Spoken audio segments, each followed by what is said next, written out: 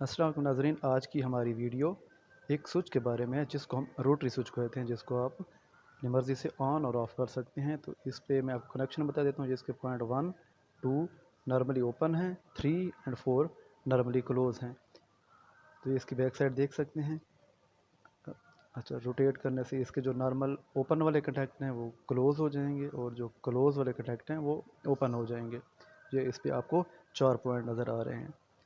जी, हम किसी भी सिस्टम के ऑन ऑफ़ करने के लिए इस्तेमाल कर सकते हैं। 6 एम्पेयर तक की इसकी रेटिंग है। 6 एम्पेयर में हम किसी भी सिस्टम के साथ इसको इस्तेमाल कर सकते हैं जहाँ का हमारा लोड 6 एम्पेयर हो।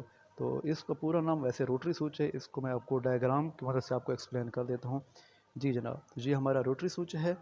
ये इसका नंबर 1 और नंबर 2 नॉर्मली ओपन कॉन्टैक्ट हैं, जबकि नंबर 3 एंड नंबर 4 इसके नॉर्मली क्लोज कॉन्टैक्ट हैं।